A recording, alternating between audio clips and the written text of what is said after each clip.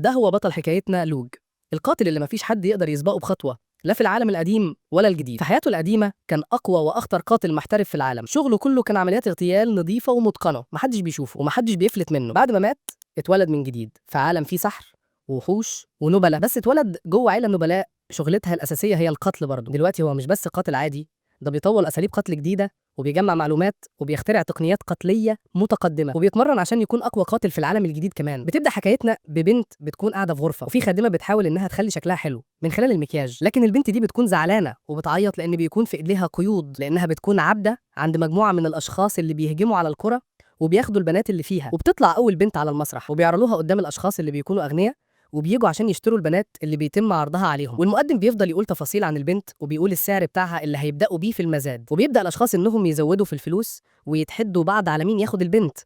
وبنروح لواحده اسمها كوليد، ودي رئيسه المكان والمسؤوله على اللي بيحصل ده كله، وهي اللي بتجيب البنات دول. وبتبقى كوليد مضايقه لان الاسعار اللي بيعرضوها الاشخاص دول اسعار قليله عشان يشتروا بيها البنات، بتبقى شايفاها قليله جدا. فبيقول لها الخادم اللي واقف جنبها احنا بالفعل قدرنا نتجاوز السعر اللي احنا عايزينه وقدرنا نحقق النهارده ربح كبير. فبتتضايق كوليد من كلامه وبتقول له انت قصدك يعني ان السعر ده مقابل اننا حرقنا القرى بتاعه البنات دول شايفاه مناسب؟ انا مش هبيع البنت دي بالسعر القليل ده. وبنرجع تاني للبنت اللي كانت بتعيط في الاول ولسه برضو قاعده تعيط، لكن في بنت جنبها اسمها ديا بتقول لها انها لازم تبقى جميله لانها في الاول والاخر هي بنت. بعدها بتمشي لان بيجي دورها على المسرح، وبتخرج ديا للحاضرين وبيبدا المقدم انه يقول التفاصيل بتاعتها والسعر اللي هيبداوا بيه. وبتبقى ديا واقفه بتفكر وبتقول لنفسها ان الاشخاص الاغنياء دول هم الاهداف المهمه وشكلهم كده اشخاص مش كويسين، وبتسال نفسها هو في كام بنت جابوها هنا وعملوا فيها كده. وفجاه ديا بتكون عامله مفاجاه للحاضرين وبتستخدم السحر بتاعها وبتقدر تعمل مفتاح تفك القيد اللي مربوط بايديها. وبتقول ديا انها مش هترحم اي حد موجود هنا، وبتستخدم السحر وبتقدر تصنع بندقيه وبتضرب بيها كل اللي موجودين في المكان بتقتلهم. فلما بيسمع شخص اللي واقف في غرفه البنات بيفتح الستاره ويبص يشوف فيه ايه. بتضربه الخادمه اللي بيكون اسمها تارت بالازازه على دماغه وبتفقده الوعي، وبيبقى لسه في 2 حراس واقفين. اول ما بيشوفوا كده بيتفاجئوا، فبتسالهم تارت انتوا في حد منكم بيتبع اوامر كوليد؟ فبتكون اجابتهم واضحه وبيطلعوا من معاهم سكاكين. فبتقول لهم تارت طب كويس عشان اقتلكم بدون تردد، وبتطلع من معاها رمح. فبيهجم عليها اول واحد فبتنط وبتضرب التاني، بعدها بتلف وبتقتله. فبيجي 2 وبيبقوا عايزين يخلصوا عليها لكن مش بيكونوا عارفين هم داخلين على ايه. زي المتوقع بتقدر تارد انها تقتلهم وبتاخد المفاتيح وبتحدفها للبنت اللي وراها وبتقول له تهرب. وبتبقى دي نازل قتل في الموجودين كلهم، وبتبقى كوليد مضايقه وبتسال الخادم هم فين الحراس. فبتاخد دي بمع ان كوليد بتحاول تهرب ولسه هتضربها بالنار، بيكون الحارس اسرع منها وبيضربها في الوقت المناسب وبيطيرها. فبتستخدم دي السحر بتاعها وبتعرف ان الحارس بيستخدم السحر، وبتدخل تارت وبتهجم على الحارس، واخر ما تزهق بتطلع المسدس اللي معاهم وبتقتلهم. بعدها بتقف تارت وديا جنب بعض وبيبقوا معاهم الاسلحه بتاعتهم وفي قدامهم حراس كتير. فبتقول ديا لتارت انها تشغل الحراس عشان هي تكسب شويه وقت. فبتنفذ ديا كلامها بالظبط، بتبدا انها تقتل عدد كبير من الحراس. ولما بتخلص ديا التعويذه اللي عملتها بيحصل انفجار كبير، بس مش انفجار كده وخلاص، لا، دي اشاره لباقي الفريق اللي بيكون قاعد ومستني. وبتبقى زميلتهم في الفريق اللي بيكون اسمها ماها وبتكون قاعده وماسكه المنظار وبتقول لاخوها لوج ان فعلا كوليد هي اللي ورا كل ده. فبيشكرها لوج وبيقول لها استني عليا يا كوليد. فبتقول له ماها انها لما تبعت الاموال بتاعه كوليد اكتشفت ان الفلوس بتزيد بشكل مش طبيعي والمصدر مجهول، واكتشفت انهم بيهجموا على القرى متنكرين في قطاع طرق وبيخطفوا البنات وبيبيعوها للنبله. فبيقول لها احنا لما بعتنا ديا وطارد متخفيين كان ده الحل الصح، بس احنا هناخد وقت كبير عشان نلاقي دليل ضد الاعضاء اللي موجودين في المزاد، واحنا مش عايزين عدد الضحايا يزيد الفتره اللي جايه كمان. وبتجري ديا وطارد ورا كوليد اللي بتهرب منهم. اول ما بتحس بيهم بتدخل غرفه عشان تستخبى منهم، لكن مهما هربت مش هتقدر تهرب من لوج اللي بيكون قاعد بالقناصه بتاعته وبيراقبه كويس قوي وبيضرب عليها. وعلى الناحيه التانيه بيبقى في قناص تاني بس ده بقى من عالم المافيا، وبيبقى معاه المساعده بتاعته اللي بتحدد ليه الاشخاص اللي هيقتلهم، وبتقدر انها تعرفه مكان الضحيه بالظبط، وبيقدر الشخص ده انه يقتل الضحيه بكل سهوله. لكن في واحد بيهرب وبيستخبى ورا العربيه، لكن على مين يا معلم؟ بيتقتل برضه. بعد كده بيقوم وبيقول المهمه خلصت. فبتقول له المساعده مهمه ايه اللي خلصت؟ ده لسه في كام واحد ما ماتش. فبيقول لها المنظمه قالت اننا نقتل 6 رجال بس. لكن المساعده بيبقى مش عاجبه اللي عمله ده، لكنه بيحط القناصه بتاعته وبيقول لها المنظمه لو كانت عايزه تقتل الاشخاص دول كانت امرتنا بكده. المنظمه غرضها هي قتل القيادات اللي موجوده عشان يتم استبدالهم، ومن الممكن يكون اعضاء المنظمه موجودين بينهم. وبيحط القناصه في العربيه ورايح يركب العربيه والدنيا تمام، لكنه بيتفاجئ لما بيلاقي طياره هتبوظ عليهم الدنيا، وبيركب العربيه بسرعه وبيطير بيها على الطريق. وبيقول للمساعده بتاعته ان الطياره دي شافتهم من خلال الكاميرا اللي فيها، وبيقول لها تجهز السلاح بتاعها. فبتساله انت ناوي على ايه؟ فبيقول لها حرس الحدود قدامنا وهيفرتكونا. وفجاه بيبدا السلاح يضرب من العربيه من ورا، فبيبدأ الجيش إنه يضرب على العربية هو كمان، محدش أحسن من حد، والعربية يا معلم بتنفجر. ولو أنت فاكر إن دي النهاية تبقى غلطان، ارجع معايا كام ثانية لورا وشوف الشخص ده عمل إيه قبل الانفجار. وبيبقى الشخص ده عارف إن كده خلاص هيموتوا، فبيفكر يسيب نور العربية شغال عشان يجذب الانتباه، وبتعلق المساعدة الرشاش على الشباك الخلفي وهيربط الزناد وهيربطه، واول ما العربيه تتهز الرشاش هيضرب لوحده، ولما الرشاش يبدا في الضرب هينطوا من العربيه قبل ما تنفجر. وبيبقى الشخص ده مستخبي هو والمساعده بتاعته اللي بتكون مصابه في رجليها، وفجاه بيطلع الشخص ده طيب وبيعالج المساعده بتاعته. وبعدها بيلاحظوا ان حراس الحدود بعدوا عن المكان ده، لكن بيقول لها احنا هنستنى للفجر، فبتقول له ما نهربش في الظلام كده. فبيقول لها احنا الحراره النسبيه اللي في الارض الطياره هتكتشفنا. واثناء ما بيكونوا مش لاقيين حاجه يعملوها بتساله المساعده بتاعته انت ليه بقيت قاتل؟ فبيقول لها انه اتولد لاقي نفسه في المنظمه وتم تدريبه على القتل، وهي دي الحاجه اللي نشأ عليها، وبيبقى راضي عن اللي بيعمله وفخور كمان بنفسه. فبتساله المساعده وبتقول له انت ما عندكش دم، قصدي ما عندكش قلب. فبيقول لها بكل برود القتلى مش بيحتاجوا للحاجات اللي زي دي، بس يقول لها انه مش هيطول في اللي بيعمله ده لانه خلاص كبر وهيتقاعد وهيعمل خير، هيعلم اشخاص تانيين القتل. والمهمه اللي لسه عاملها دلوقتي دي كانت تدريب للقتلى الجدد، والا ليه جبتك معايا وانت مبتدئه؟ فبتتعصب عليه، بتقول له هي اللي ساعدته. فبيقوم وبيحط المسدس على دماغه وبيسالها هو ليه موجه السلاح ليها؟ فبتقول له معرفش. فبقول لها عشان انت وثقتي فيه. ليه مفكرتيش ان انا ممكن اقتلك بعد ما اخلص المهمه؟ عشان ما اسيبش اي دليل ورايا. وبيعرفها انه كان ناوي يستخدمها عشان يقدر يهرب بس. وبيسالها علموكي تعملي ايه في موقف زي ده؟ فبتقول له انا اللي اتعلمته مش هينفع معاك. وبيكون اللي عملوا فيها ده عشان يعلمها ما تثقش في حد. فبتطلع المسدس وبتقول له انها هتقتله. فبيقوم تاني وبيقول لها انت عبيطه، مش كنت المفروض تلاحظ ان المسدس ما فيهوش رصاص؟ فبتتصدم المساعده اول ما بتشوف كده. فبيقول لها انت فاكره اني هرجع المسدس وفيه رصاص بعد ما هددتك بيه؟ انت عندك ثقه مبالغ فيها. وبيجي تاني يوم وبيبقى الشخص ده والمساعده بتاعته موجودين في المكان بتاعهم، وبيتاكد ان المهام اكتملت بنجاح، وبيبقى كده يقدر يتقاعد. لكن بيكون عايز يعمل اخر مهمه، وهي انه يدرب القتله الجدد. وبعد كده بيدي المساعده جواز سفر مزور وبيقول لها اسمك دلوقتي هو ميلا، وهو بيكون اسمه ألين. وبيروحوا يركبوا الطياره عشان يرجعوا لليابان، بس اثناء ما بتكون الطياره في الجو بيحصل عطل، وبيشوف في الاخبار ان الاتصال اتقطع بالطياره اللي هم فيها، وان الطياره دي كده اتخطفت. فبتروح ميلا لألين وبتساله هو في ايه؟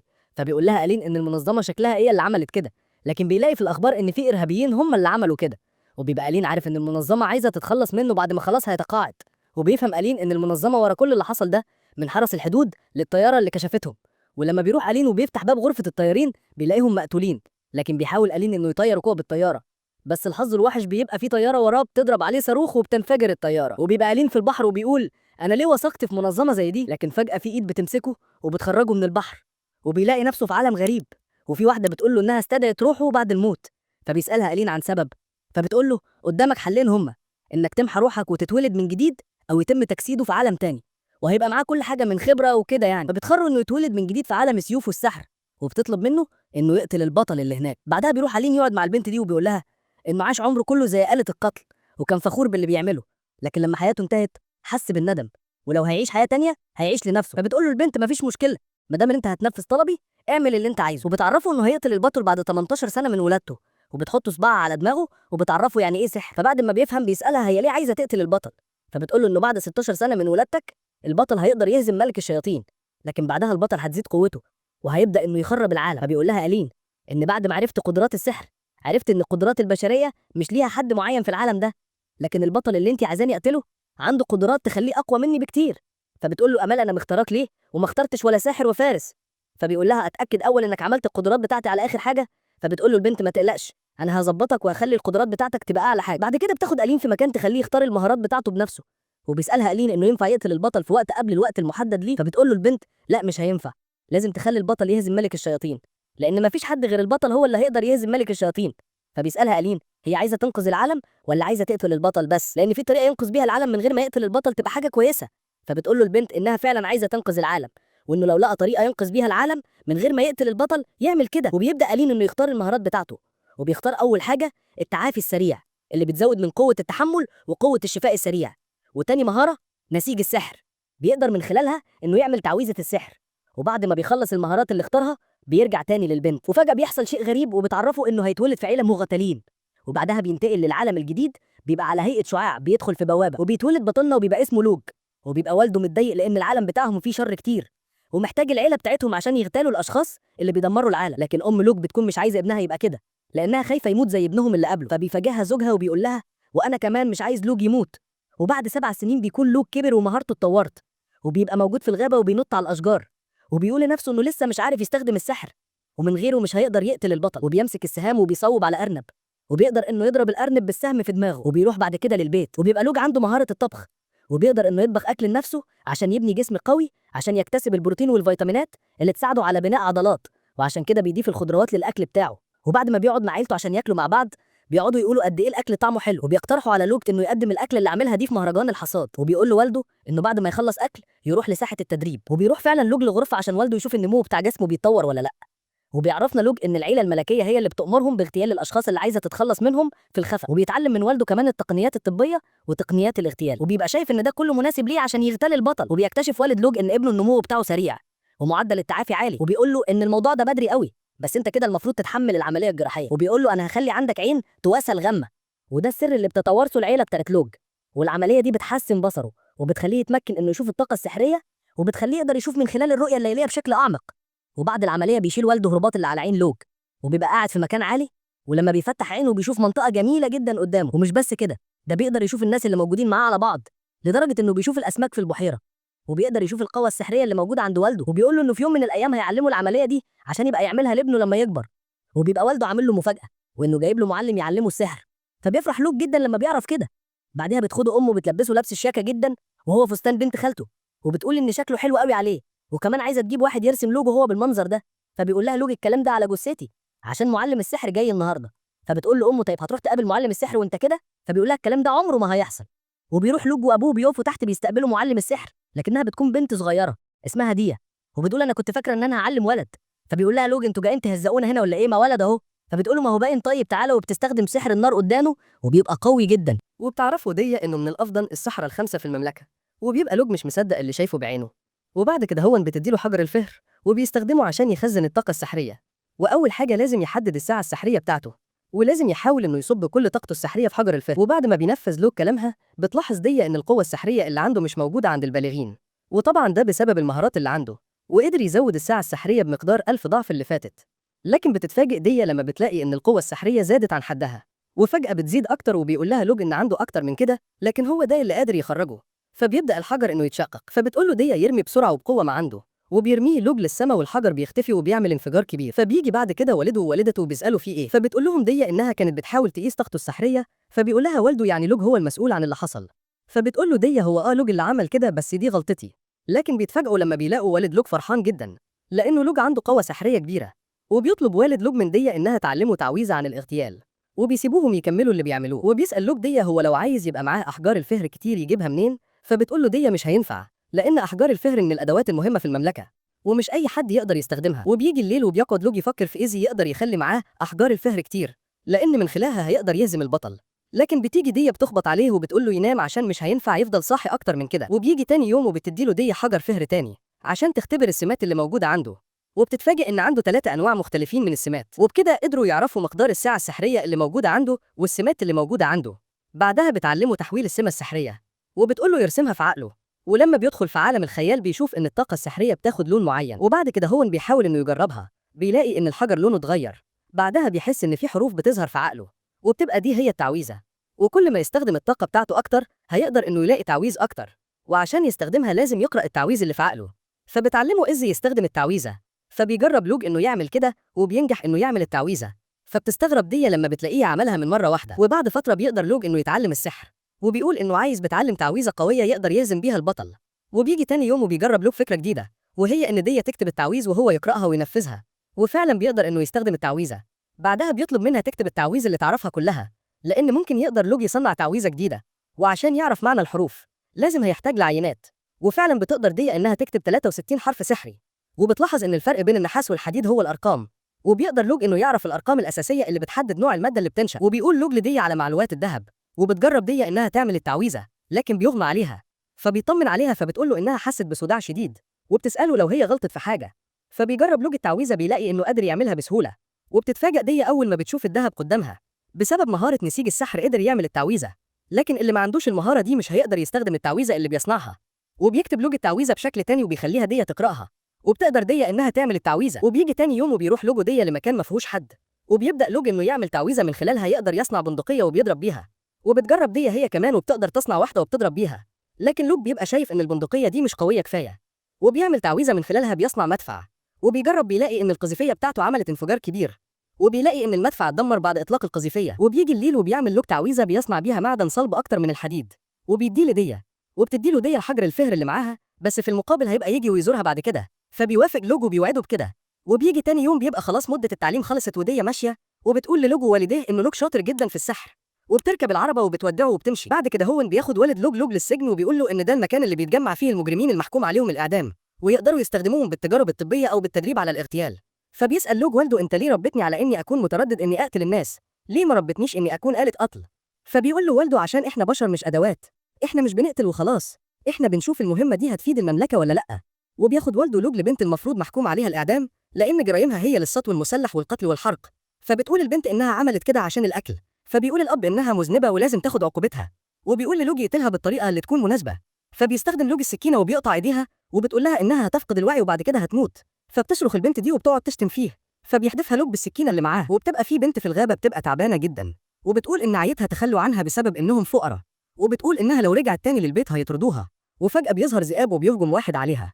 وبنروح بعد كده للوج وعيلته وبيكونوا ماشيين في السوق، وبعد كده بيقدر لوج إنه يلاقي شخص كان بيدور عليه بقاله كتير، لكن لما بيبص على الشخص كويس بيلاقي واحد تاني غير اللي بيدور عليه. وبيروح لوج يقعد في مكان عالي وبيدور على أي شخص يكون عنده طاقة سحرية، لأن بيكون محتاج شخص يساعده عنده طاقة سحرية.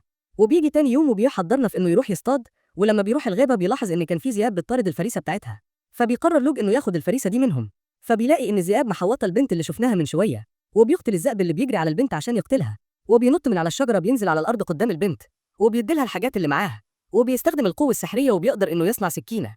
ولما بيهجم عليه أول ذئب وبيعوضه من إيده، بيمسك السكينة وبيقتله وبيقتل الذئب التاني. فبيهجم ذئب منهم على البنت، فبيجري لوج عشان يلحقها وبيضربه بالرجل. فبيهجم عليه اتنين وبيمسكوا من دراعه، لكن على مين بحركة واحد بيضربهم هما الاتنين. بيهجم على ذئب كمان، فبيضربه ضربة في دماغه وبينيمه على الأرض. وبيسألها لوج وبيقول لها انتوا اللي جابكم هنا؟ فبتعرفوا البنت إن عيلتها فقيرة وتخلوا عنها. بعد كده هو بياخدها لوج لمكان وبيعملها أكل عشان تاكل، بس قبل ما بيديها الأكل بيقول لها تاكل ببطء على قد ما تقدر، ولو عملت كده هيديها تاني، لأنها لو أكلت بسرعة معدتها هترفض الأكل وهتتعب. وبيقول لوج إن المنطقة اللي جنبنا الشعب بيعاني بسبب إن الحاكم جشع وبيزود عليهم الضرايب، وبيعرف إنه ابن حاكم المنطقة اللي رايحين ليها، وبيعرف لوج إنه قتل ناس قبل كده وهيستمر في قتل الناس لأن دي مهمته، وبيعرفها إنها لو هتيجي معاه هتساعده في العمل بتاعه. فبتوافق إنها تروح معاه، وبتعرفه إن اسمها طارت، والسبب إنه لوج خد طارت معاه إنه اكتشف إن عندها طاقة سحرية، وبسبب اللي عملت معاها وافقت إنها تيجي معاه، وقالها إنه بيقتل الناس عشان يعرفها إنه بيوثق فيها وبيقول لها على أسراره. وبنعرف إن قبل 40 البنت اللي بتستدعي أرواح استدعت روح شخص كان أفضل جندي في القوات الخاصة، وبتخليه يدخل لعالم السيوف والسحر، وبتطلب منه نفس الطلب إنه يقتل البطل. وبعد ما ال40 بيعدوا بتشوف الشخص ده بيعمل إيه، فبتلاقيه عايش حياته بشكل غلط وما عملش أي حاجة من اللي طلبتها منه. وبعد ما بيوصل لوج لسن 12 سنة بنشوف لوج بيبقى نايم في غرفته، وبعدين بتيجي طارت عشان تصحيه وبتعرفه إنه الفطار جاهز. وبعدين بيروح لوج عشان يفطر وبيقول لطارت تروح لساحة التدريب بعد الفطار، وبيقول لوج إنه خلال سنتين قدر يخلي طارت تعرف تقاتل وتبقى جاهزة إنها تبقى مغتالة.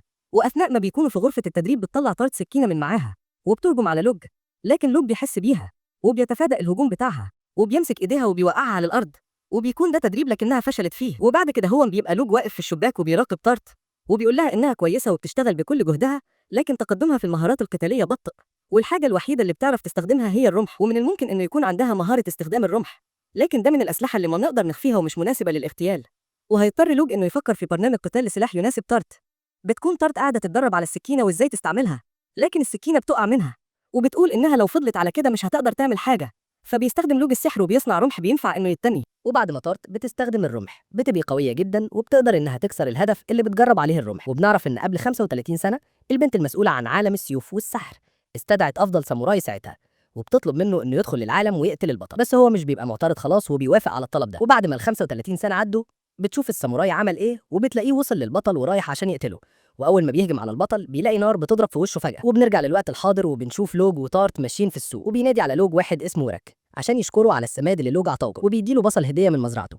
بعدها بتيجي واحدة وبتدي لوج شوية خضروات عشان لوج ساعدها من خلال السحر إنه يملى الخزان بتاع المية بتاعها. وفجأة بيجي شخص وبيكون خايف بينادي على لوج، فبيسأله لوج في إيه يا بات، فبيقول له بات إن البقرة رجليها اتصابت، فبيوافق إنه يروح معاه. وبيجي الليل وبيبقى لوج في الغرفة بتاعته وبيطلع من الدولاب بتاعه أحجار فهر كتير بتكون فيها طاقة سحرية، وبيقول إنه اتعلم إنه يقدر ينتج أحجار الفهر من خلال تحليل اديته له داية، وكل ما يستخدم الطاقة السحرية النومو بيزيد، وبيبقى بيخزن عدد كبير من أحجار الفهر لأنه في وقت تاني ممكن يستخدمهم كأسلحة. بعدها بتيجي طارت وبتقول له ان والده عايزه في ساحه التدريب. ولما بيروح لوالده غرفه التدريب بيساله والده ايه رايك في طار، فبيقول له لوج على مدار السنتين من التدريب وصلت لمستوى العائلات الفرعيه. فبيقول له والده انا فرحان انها في تقدم، بس مش هو ده اللي بسالك عنه. فبيقول له لوج هي بريئه. فبيقول له والده يعني دي مش جاسوسه علينا عشان تسرق تقنيات توافع. فبيقول له لوج انه خلال السنتين اللي فاتوا اتحقق من خلال محادثتها بشكل منتظم، وكل شيء كانت بتعمله كان لوج بيراقبه كويس. وبيقول له لوج انه لما شاف تارت كان لقائه معاها مجرد صدفه، وكان بيدور على اي حد فيه طاقه سحريه لغايه ما لاقي تارت، وانه قابلها لما كان رايح يصطاد في المنطقه الجبليه. فبيقول له والده طيب خلينا في المهم دلوقتي، في اختبار لو نجحت فيه وكملت التدريب اللي بعديه ساعتها والده هيعترف بيك كعضو في العيله وهيسمح ليك انها تاخد مهام اختيار. فبيوافق لوج وبيقول له انه هيعمل الاختبار ده، لكن بيبقى والده بيفكر وبيقول لنفسه تمام يبقى انت هتقتلني سواء انتصرت او خسرت. وبيروح لوج الغابه في الليل، وبيبقى ده اختبار قتال بين مختلين، اللي يلاقي التاني الاول هيبقى ليه الافضليه. فبيضرب على لوج سهام لكنه بيتفاداها وبيهرب، ولما بيبص على مسار السهام بيعرف ان خصمه على بعد 50 متر. بعدها بيلاقي والده فبيحدف عليه سكينه، لكن والده بيصدها. فبياخد لوج سكينه تانية وبيهجم عليه، لكن والده بيكون محضر نفسه وبيضربه، لكن لوج بيقدر يتفادى الضربه وبينط يضرب والده بالرجل، لكن بيقدر والده انه يضربه في رجله ويكسرها. فبيضربه لوج وبيهرب، وبيستخدم السحر عشان يشفي نفسه، وبيقول ان لازم اغير مكاني باستمرار عشان لو لقاني هيموتني. واثناء ما لوج بيتحرك بيلاقي فخاخ بيهرب منها، وبيظهر والده من وراه فجأة وبيهجم عليه، لكن تو بيتفادى الهجوم بتاعه. فبيهجم عليه والده، لكن بيقدر لوج انه يصد الهجمات بتاعته. فبيقول لوج انه لازم يقلد حركات والده ولازم يخدعه بتمويهات. ولما بيبقى لوج واقف بيلاقي سكاكين بتتحرف عليه من اليمين والشمال، لكنه بيقدر يتفاداهم. لكن المفاجأة بينزل عليه والده من فوق بهجوم قاتل، لكن بيقدر لوج انه يمسك ايد ابوه اللي فيها السكينه يحطها على رقبته، وبيقدر لوج انه ينتصر. فبيقول له لوج لوالده بعد ما خلصوا الاختبار انه ما استخدمش السحر لانه مش هيبقى اختبار وهتكون المعركه سهله. فبيقول لوالده ايوه انت كده فهمت انا عايز ايه بالظبط. وبعد ايام بيروح لوج مع والده في مهمه اغتيال، وبيدخل والده لغرفه الشخص اللي هيقتله وبيقتل الشخص ده، وبعد كده بيهربوا من المكان. وبعد كده بيعملوا عمليات كتير مع بعض، وبيقتلوا واحد بالسم والتاني بيولعوا فيه، واللي بيتقتل بالسهام، واللي بيرموه من فوق مبنى عشان يقتلوه. وبيروح لوج ووالده طارت الشخص بيكون تعبان وبيعالجه، بس وهم راجعين بيقول له لوج لوالده انا شايف ان الشخص ده مش تعبان، انت زرته ليه؟ فبيقول له والده انت لاحظت ايه؟ فبيقول له لوج كان عليه حراسه كتير، وكمان عمل تعزيزات للحاجز الدفاعي، ولو بقى الشخص ده هدفنا لازم نفكر قبليها كتير. فبيقول له والده انت بسبب ملاحظاتك دي هتكون مغتالا عظيما، وبيقترح عليه والده انه يتنكر في هيئه تاجر. وبعد كده والده بيعمل حفله لوج وبيعزم فيها شخصيات كتير بمناسبه انه قدر يعدي الاختبار بتاعه. لكن بيبقى فيه شاب اسمه روناه مضايقه، بيحدف الكاس اللي معاه على لوج، لكن لوج بيقدر يمسك الكاس ده، وبيقول روناه ده انه رافض عيل زي لوج ده يبقى رئيس للعيله بعد كده. فبيساله والد لوج انت مضايق ليه يا روناه؟ فبيقول له كان المفروض ابقى انا الرئيس، ومش من المنطقي عيل زي ده ياخد مكاني. فبيقول له والده طيب لو لوج اقوى منك هتعترف بيه كرئيس؟ فبيقول له روناه اكيد، بس لو انا الاقوى هبقى الرئيس بداله. فبيقول لهم طيب القتال هيبدا دلوقتي، لكن بيكون لوج محضر نفسه وبيلاقي روناه السكينه على رقبته. فبيقول لهم دي خلعه قذره. فبيقول له والد لوج هي دي الطريقه اللي بيتعامل بيها عائله لوج. فبيهجم روناه على لوج تاني، لكن لوج بيقدر انه يمسكه من دراعه وبيوقعه على الارض. فبيقول والد لوج للحاضرين ايه رايكم في لوج؟ قدر يتفوق في القدرات الطب والاغتيال. وبيخرج بعد كده لوج يتكلم مع روناه وبيقول له انت لو بقيت تابع ليا هخليك اقوى من الاول، وبيقدم له سيف هديه. وبيروح لوج وطارت بعد كده لمدينه تانية عشان يبدا رحله جديده، وبيروح لوج لمدينه ميليتو على هيئه تاجر اسمه إليج. وبيبقى في مدينه ميليتو في مجموعه بنات بيساعدوا الناس اللي جه المدينه جدد في انهم يوصلوهم للاماكن اللي المفروض يروحوها، وبياخدوا من الناس اجر على كده. وبتبقى صاحبه الفكره دي بنت معاهم اسمها ماها، وبيكونوا بيشتغلوا مع بعض وبيجمعوا الفلوس عشان يشتروا لبس اكتر يعملوا بيه جولات سياحيه اكتر، لان من خلال الفلوس دي هيقدروا انهم يشتروا بيت يقعدوا فيه. لكن فجاه بيظهر لهم 3 اشخاص وبيكونوا عايزين يخطفوهم، لكن بتبقى ماها عندها قوه سحريه وبتهجم على شخصين بتضربهم بالدماغ، وبتقول لباقي البنت يهربوا. لكن بتكون العصابه دي اشخاص كتير وبتمسك البنات، وبيجي الرئيس من ورا ماها وبيكتم بقها. وبعد كده بيبقوا موجودين في عربه مربوطين، وبيروحوا بعد كده لمكان بيفتح لهم شخص اسمه توران، وبيشكر الشخص اللي خطفهم اللي بيكون اسمه لويد. وبيقول توران للبنات من النهارده دار توران للايتام هو بيتكم الجديد. لكن بتتعصب واحده منهم اسمها نوين عليه، وبتقول له انهم مش محتاجين لدار ايتام، هم عايشين كويس. فبيضربها لويد بيوقعها على الارض، وبيقول لهم توران اللي هيقف قدامي مش هيلاقي اي رحمه. ولما بيدخلوا جوه بيلاقوا باقي اصحابهم موجودين، وبيقولوا انهم سمعوا ان زوجة سيد المدينه بتقدم اعانه ماليه كبيره لمساعده الاطفال اللي في دار الايتام.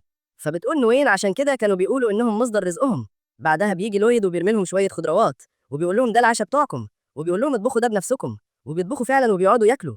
وبيجي اليوم التاني وبيخلوا كل واحده منهم تشتغل في حاجه معينه، واللي بتكون بطيئه في الشغل بيضربوها بكل عنف، واللي بتحاول انها تدافع عن صحبتها بتتضرب هي كمان، وبيحط في بقها قماشه وبيرميها في غرفه لوحدها. وبيجي توران ومعاه واحد اسمه هرمل، وبيختار بنت من اللي موجودين عشان يشتريها، وبيدي توران فلوس، وبيجي الليل وبينادوا على واحدة منهم اسمها إيفا، وبينادي على مها كمان. وبعد ما بيجهزوا إيفا بتروح تركب مع توران العربة وبيمشوا.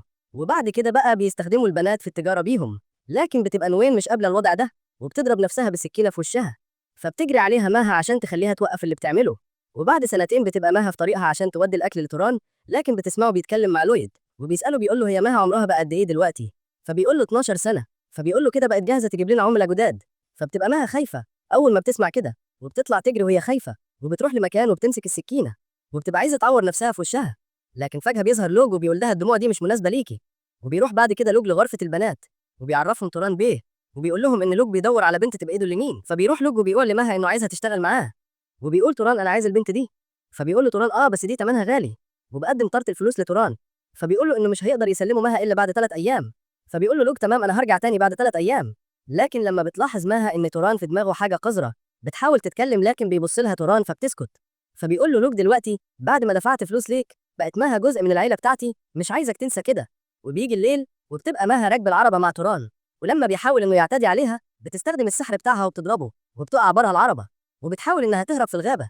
لكن بيقدر لويد إنه يلاحقها لأنه هو كمان بيبقى عنده قوة سحرية وبيمسكها، لكن فجأة بيصرخ وبيبقى لوج وصل في الوقت المناسب وبيمسكه من إيده وبيقول لهم مش قلت لكم إنها جزء من العيلة بتاعتي، وبيمسكه وبيرميه بعيد. لكن بيجي توران وبيقول له مش هينفع تاخدها إلا بعد 3 أيام. فبيقول له لوج أنا مش هعرض فرد من العيلة بتاعتي للخطر. فبيقول توران للويد يهجم عليه، لكن لويد بيقول له إحنا كده هنخلي شركة بالور التجارية عدوة لينا.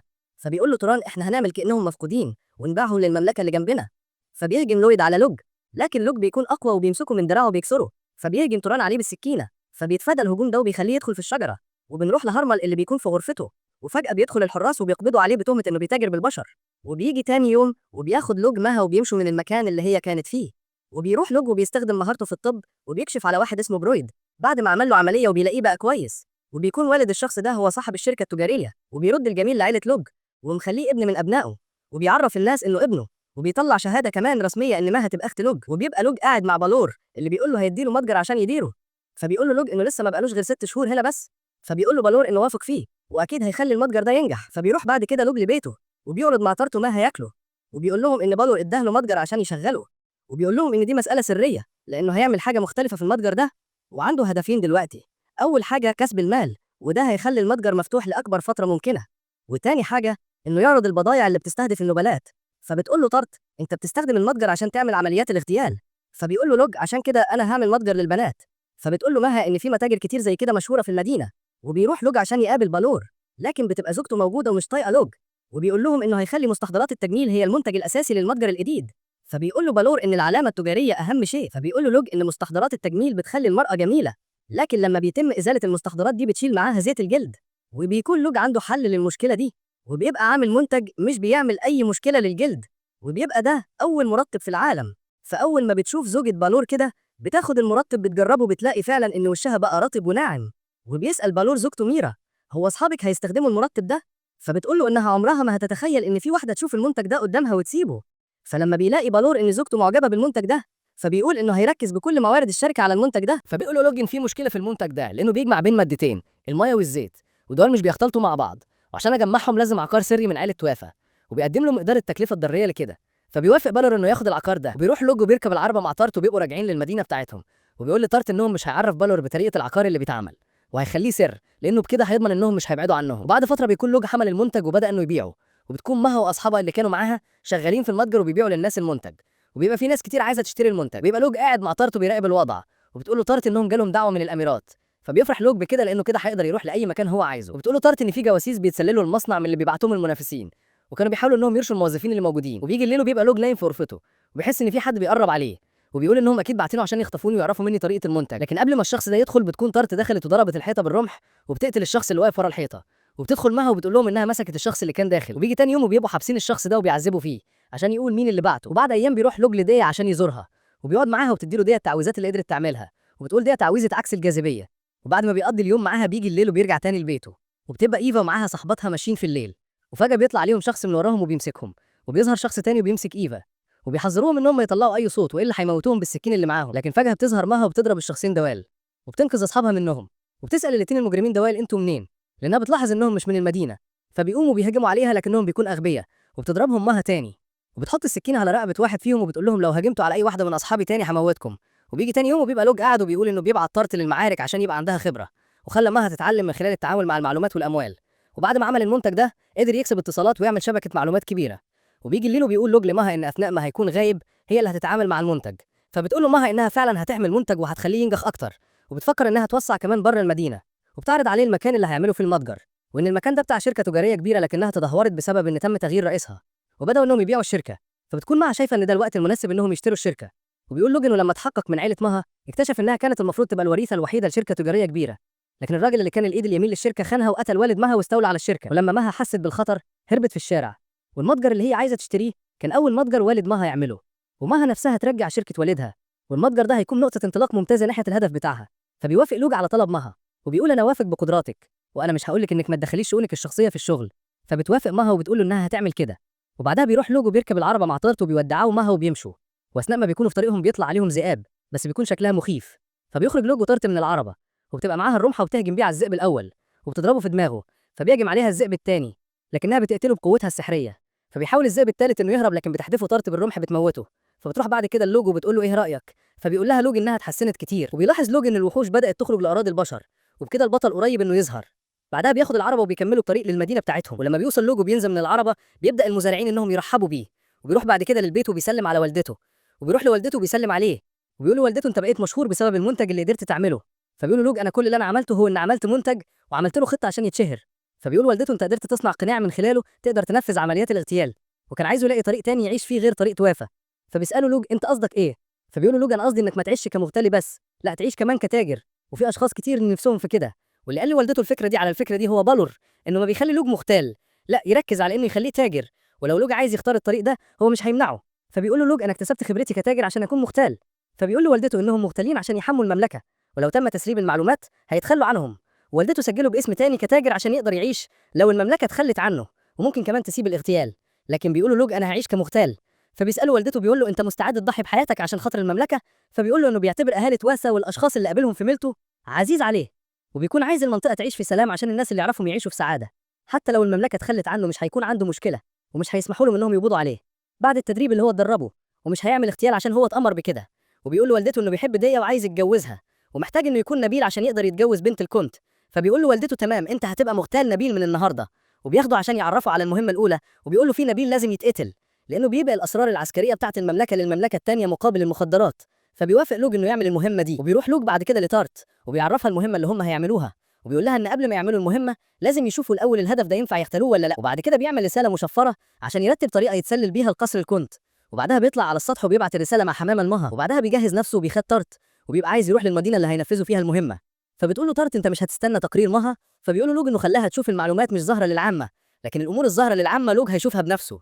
وبعد كده بيروحوا لمدينه بيسار اللي بتكون اكبر تاني مدينه تجاريه بعد ميلتو. واثناء ما بيكونوا ماشيين في المدينه بتشوف طارت جنود مصابين، فبتسال لوج عن الجنود دوال. فبيقول لها الجنود دوال كانوا مجبرين انهم يدخلوا في حرب خسرانه بسبب ان اسرارهم العسكريه اتسربت.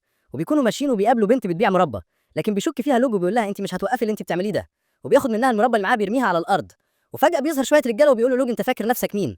لكن لوج مش بيستنى عليهم وبيهجم على اول واحد وبيضربه باليد في بطنه، وبتدخل طارت تضرب التاني بالرجل. وبعد ما بيخلصوا عليهم بيروحوا للبنت اللي بتبيع المربى.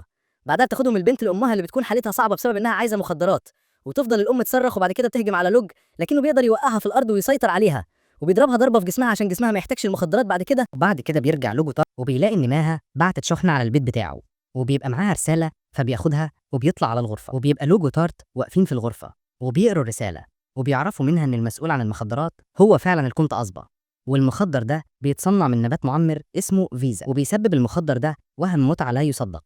بس كمان مفعوله لما بيخلص بيبقى حاله الشخص صعبه زي الام اللي شافوها في المدينه، وبيبقى الكونت هو اللي بيوزع المخدرات، وبيدعي ان المافيا هي اللي بتنقل المخدرات في المنطقه، وبيقدر انه يخدع الناس وبيدي الرشاوي للنبلاء اللي بتكون مرتباتهم عاليه، وعشان كده بيكون تحت حمايه من عيله قويه. وعشان كده لوج بيقرر انه يغتاله، وبيروح لوج وماها لزوجة الكونت أصبا بناء على دعوة منها عشان يوروها المنتج، وبيقعدوا معاها وبيخلوها تجرب المنتج، وبيطلبوا منها تجرب المنتج لأن زوجها الكونت أصبا شهرته كبيرة. فبتقول لهم زوجة الكونت إنهم كانوا فقراء زمان وما كانتش تعرف تلبس المجوهرات اللي لابساها دي دلوقتي، لكن بيدخل الكونت عليهم فجأة وبيشكر لوج لاهتمامه بزوجته، وبيعرفهم إنهم يقعدوا براحتهم وبيسيبهم وبيمشي. وبعد أيام بيعرف لوج من زوجة الكونت إن الكونت بيحب إنه يقعد في الليل شوية يبص للقمر، وبيروح لوج وبيجهز السلاح بتاعه في مكان قريب من القصر، وبيضرب الكونت بالسلاح بتاعه بيقتله، وبيجي تاني يوم وبيبقى لوج قاعد في العربة مع تارت وماها اللي بتقول له إنها لقت الكنز المقدس اللي لوج سألها عنه قبل كده. فبتسأله تارت إيه هو ده الكنز المقدس؟ فبيقول لها لوج دي أداة تمتلك قدرات خاصة البشر ما يقدروش إنهم يصنعوها، وموجودة من سنين كتير ومحدش يقدر يدمرها. فبتقول له ماها إنها لقت الرمح السحري وهي دلوقتي في مفاوضات عشان تشتريه، واللي بيملك الرمح ده شخص اسمه ماكنس. وبيكون ماها عندها خبر وحش للوج وبتعرفه إن في حرب أهلية في مملكة سويجل، وعيلة دي انضمت كجزء من جيش المملكة، وفي المتمردين جندي بيسبب مشاكل كتير هو نفس الشخص اللي معاه الرمح ماكنس. وبيجي تاني يوم بيروح لوج عشان يطمن على ديا وبيسألها على الحرب اللي موجودة، فبتقول له دي كانت حرب بسيطة وكمان بعيد عنهم. وبيقول لوج لديا إنه سمع إن النبلاء أهانوا العيلة الملكية وبدأوا إنهم يتمردوا ضد المملكة، وبيعرفها كمان إن في شخص بينهم معاه سلاح سحري وممكن يكون البطل، ولو الكلام ده صح مش هتكون القوة البشرية كفاية عشان تهزمه. وبيقول لديا إنها لازم تهرب قبل الخطر ما يوصلها، لكن بترفض ديا إنها تهرب لأنها عايزة تحمي المملكة. لكن بتغير ديا الموضوع وبتقول له إنهم لازم يخرجوا شوية في المدينة، وبيبقى لوج وديا بيتمشوا مع بعض في المدينة، وبعدها بيروح لمحل ألعاب وبتقول له لوج إنه يسيب بالسهم الدمية اللي هي اختارتها، وبعد كده بيبدأ لوج إنه يستخدم مهارته عشان يسيب الدمية، لكن بتقف ديا قدامه وبتقول له كده غش. فبيقول له لوج طب تعالي انت صوبي مكاني وانا هعلمك. وبتجرب ديا اول سهم وبتضربه مش بتسيب الدميه، لكن بتجرب السهم التاني وبتضرب على الدميه لكنه مش بتعرف، فبتجرب السهم التالت وبتقدر انها تسيب الدميه. وبيكونوا ماشيين مع بعض لكنهم بيلاقوا طفل قاعد لوحده وزعلان، فلما بيسالوا والك قاعد لوحدك ليه بيعرفهم انه ضايع من امه ومش لاقيها. وبتستخدم ديا تعويذه سحريه بتقدر تحدد بيها صوت الولد ده، وبتحدد بعد كده المكان اللي جاي منه الصوت، فبياخدوا الولد وبيودوه لامه. وبعد ما بيخلص اليوم بيودع لوج ديا وبيمشي، لكن بتبقى ديا مخبيه حاجه على لوج وبتنادي على الناس وبتقول لهم يظهروا على حقيقتهم. فجاه الاشخاص بيقلعوا الهدوم اللي لابسينها وبيظهروا على هيئه جنود جاهزين للحرب. وبيجي تاني يوم وبنشوف لوج وتارت راجعين للبيت، لكن بيتفاجئوا لما بيلاقوا في شخص مصاب نايم على الارض، ووالد لوج ووالدته قاعدين جنبه. فبيسال لوج والده وبيقول له مين الشخص ده، فبيرد عليه والده وبيقول له انه جات لهم مهمه جديده وبيكون عايز لوج هو اللي يعمل المهمه دي، وبيقول له هدفك هيكون بنت الكونت فيكون فهتغتال ديا. فبيتصدم لوج اول ما بيسمع كده وبيقول له والده انا عارف انك ممكن ترفض، بس هو هيكون متفهم لوج هيرفض ليه. فبيقول له ان عايز يساله سؤال وبيقول له هو مش عيله دي من مملكه تانية، ولو اتدخلنا ممكن التدخل ده يعمل مشكله. فبيقول له والده ان كلامه صح لان لو اتكشفنا الموضوع هتبقى مشكله دوليه. فبيقول له لوج طب معلتنا بتنفذ عمليات الاغتيال للمملكه دي بس، لكن قتل دي مش مرتبط بمملكه. فبيقول له والده ان في مساله شخصيه ورا مهمه اغتيال دي، وبيعرفوا والده ان في الحرب الاهليه اللي كانت في مملكه سويدل كانت عائله ديا جزء من جيش المملكه لكنهم انهزموا، وبكده الكونت اتنازل عن معظم ثروته وارضه. وما اكتفوش بكده لكن كمان عايزين ياخدوا ديا، وطبعا الكونت وافق على مطالبهم منعا للحرب، ووافقت ديا كمان. وفهم لوج لديا لما قال له انهم يهربوا رفضت تعمل كده، لكن بسبب ان عائله الكونت فيكون عندها شعبيه كبيره بدأ شعبه يعمل جيش من المتطوعين عشان يدافعوا عنه، وحصنوا نفسهم جوه القلعه. ودلوقتي بيتعامل الكونت فيكون كمحرض للحرب الاهليه، عشان كده بعتوا الجيش عشان يقتلوهم، وبيطلبوا من عيلة لوج إنهم يقتلوا ديا عشان يوقفوا الحرب. فبيسأل لوج والده هو مين العميل اللي طلب كده، فبيقول له والده العميل هو والد ديا نفسه الكونت فيكون. فبيقول لوج إحنا نعمل أكن ديا ماتت عشان نقدر نهربها. وبيسأل لوج والده هو ليه قبل بالمهمة دي حتى لو كان صاحبك في خطر. فبيقول له والده إن ده دين لازم يرده للكونت فيكون، وكمان عشان أم لوج من عيلة فيكون يعني ديا تبقى قريبة لوج. فبيوافق لوج إنه ينفذ المهمة، وبيجهز لوج نفسه وبتروح معاه تارت وبتستخدم تعويذة الرياح وبيجروا بأقصى سرعتهم، لكن أثناء ما بيكونوا بيجروا الدرع بيتكسر وبتطير تارت لفوق، لكن بيقدر لوج إنه يمسكها قبل ما تقع على الأرض، وبعد كده بيسيبها لوج وبيكمل الطريق لوحده. وبيجي الليل وبيوصل لوج للمكان وبيلاحظ إن عدد الجنود 1500 جندي، وبيكتشف كمان إن عندهم مستخدمي محا كتير، وبيستخدم لوج القناصة بتاعته وبيضرب على أول جندي بيقتله، وبعدها بيفضل يقتل عدد كبير من الجنود. فلما بيعرفوا الجنود مكان لوج بيضربوا عليه سهام، لكن بيتفادى السهام دي وبيتحرك من المكان اللي هو فيه بسرعة. وبيستخدم لوج السحر الرياح عشان يسمع بيقولوا ايه، ولما بيسمع ان الجنود مرتبكين بيعرف ان دي اللحظة اللي المفروض يهجم فيها عليهم. وبيستخدم حجر الفيفر وبيقول ان لما الحجر يوصل للكتلة الحرجة هيطلق كل الطاقة السحرية اللي فيه دفعة واحدة، وبيطلق فعلا حجر الفيفر على الجنود وبيعمل انفجار كبير بيدمر المكان وبيقتل الجنود. وبيلاحظ لوج بعد كده وجود ديا في الشباك، ولما بتبدأ المعركة بين الجنود بيروح لوج وبيوصل للغرفة اللي فيها دية. ولما بيوصل لوج للغرفة بيلاقي دية ووالدها موجودين وبيعرفوا الكونت بنفسه. بعد كده بيقول له لوج انه جه هنا بناء على طلب، فبيقول لهم الكونت انه امر اتباعه بالهرب، لكنهم رفضوا انهم يمشوا من غير الكونت ودية، وحصروا الكونت هنا لانهم كانوا حاسين انه هيستسلم. وبيقول لوج للكونت انه هيولع في الغرفة واكن دية انتحرت، وبيبقى معاه جندي ميت هيحطه في الغرفة عشان يبقى الجثة دي اكنها جثة دية. وبيقول لدية انها تفتح الشباك وتصرخ وتقول انا لما بشوف شخص بيتأذي بسببي انا بحس بالوجع، وانا مش هكون ملك لحد. لكن اول ما بتفتح دي الشباك بيحس لوج باحساس غريب، نفس الاحساس اللي حس بيه في حياته التانية لما كانت طياره بتراقبهم بعد ما خلصوا المهمه، وبيبقى في شخص معاه رمح سحري وبيحدفه بكل قوته، وبيخرج من الرمح ده اشعه كتير.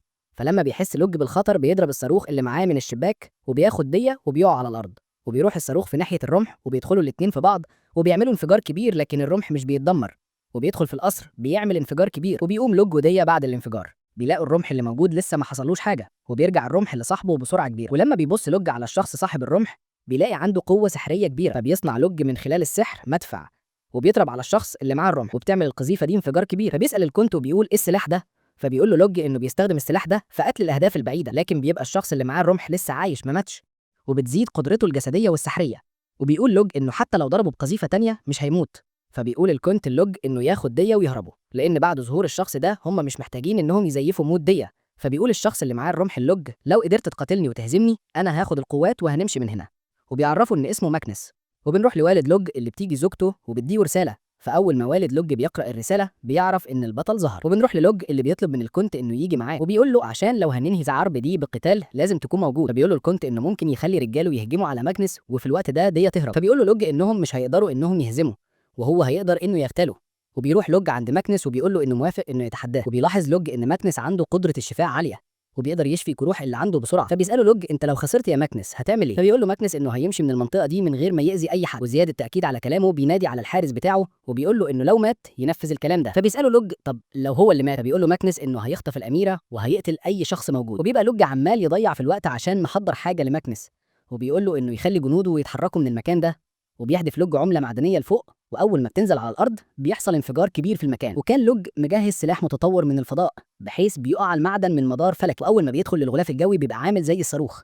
وبسبب الفكره دي لوج عمل رمح من التنجستين خلاه يوصل للفضاء. بعدها عمل عليه سحر الرياح عشان يحميه من التسخين لما بيدخل للغلاف. بعدها بينزل على الارض تاني وبيتم تصويبه على الهدف. ولما نزل الرمح على ماكنس وبيعمل انفجار كبير، لكن بيكون في درع من السحر بيحمي دية ووالدها الكونت من الانفجار، وبيستخدم لوج قوته السحريه عشان يحمي نفسه من الانفجار. لكن فجاه الانفجار بيزيد وبيطير لوج، وبعد الانفجار ما بيخلص بيبقى لوج تعبان ومش قادر يتحرك. بعد ما لوج خلص مهمته رجع البيت ولسه بيقفل الباب وراه لقى أمه إيثا وتارت واقفين ومستنيينه ووشوشهم مليانة فرحة. استقبلوه بأحضان وضحك والجو كان دافي كأن الحرب خلصت. بس الفرحة دي ما طولتش كتير. بعد شوية أبوه ناداه وقال له في رسالة وصلت من مها محتواها مش بسيط. البطل الحقيقي ظهر وملك الشياطين هيطلع تاني قريب. لوج اتصدم وسأل نفسه يعني الشخص اللي قتلته مش هو؟ وابوه أكد له لا، الهدف اللي اغتالته كان غلط. وهنا تبدأ الضربات توصل ورا بعض. فجأة بيجي زائر غامض للبيت، بيفتحوا الباب تفتكر مين؟ بنت صغيرة شكلها بريء لابسة لبس بسيط وشها هادي. بس المفاجأة الكبرى هي دي البطل الحقيقي اللي لازم لوج في المستقبل يغتالها. ولحد هنا نكون خلصنا الحكايه الجميله بتاعتنا. وقولوا لي في التعليقات ان كان الفيديو عجبكم، واكتب لي اسمك عشان اعرف انك كملت الفيديو للاخر. واستنونا في الجزء اللي جاي. سلام.